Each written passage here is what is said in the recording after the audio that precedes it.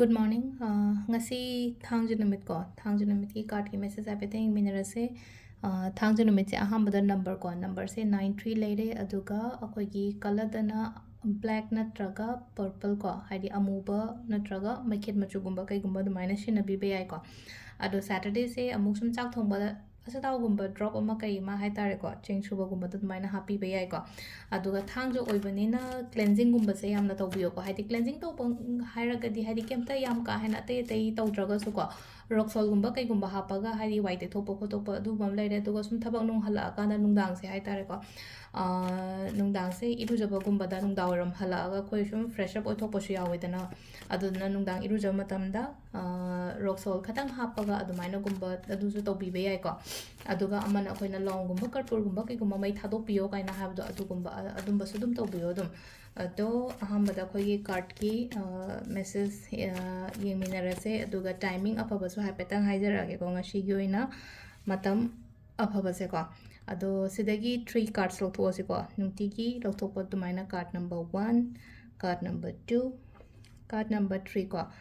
1 2 3 ko haidi number se tare ko number 1 consider 2 consider natraga 3 consider ko 1 khan bangai yenga se ko kwai first ko changes kumba khatang la o haina piri ko ngasi gi se ko haidi aina ngai raga lera ko pot kumba lera ga di kitang change kumba la po khopa dumaina oina oibodo ai khotsu yam kana honari ko isa gi oina hairaga di ai gi thaba inkhang da hai tare ko haji di thaba ki chain mani khangde amani khangde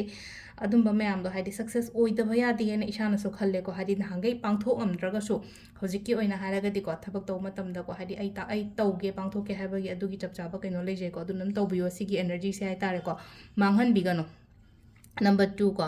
number 2 gi kaino sina card sina mo hai se kai gin kaino hai kan chida su hai tare ko change la o hai na piri ko ngasi gi na hai change lak pa no ba thaba kumba taw bani khangde aduga sida lairi se ko hanagi nuaitaba khotaba mayam loishalaga hadi afaba ma lakpa oina so adumaina akoina adugi adusu signify tawi ko sida laise ado number 2 gi sina ending harasne ko ending aduga some transformations gumba kai gumba adumaina lakpa oina oi number 2 gi card se ko last gi number 3 gi amu yengminar se ko 3 khan bangai gi ko 3 se amna positive oi ko ngashi gi oina haraga di positive oi understanding gumba lai bani khangde natraga haidi mi gi mating gumba lak bani khangde partnership taga haidi pullaga thabak inkhang tomina bada haidi profit gumba lai bani khangde relationship taga har nushi jana lai ba khopa domaina gumba oina oi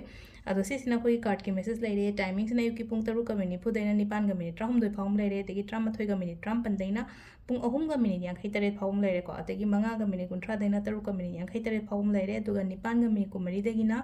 12 ga minute 95 phawm lai re ko aduga next day nongalam dai ahing dagi har sine ko nongalam dai pung 3 ga minute 9 dagina pung 5 ga minute 3 phawm lai ko se sina khoi gi ngasi gi oina afaba timing ko adu sida lai re khoi gi card ki message se ma'am thank you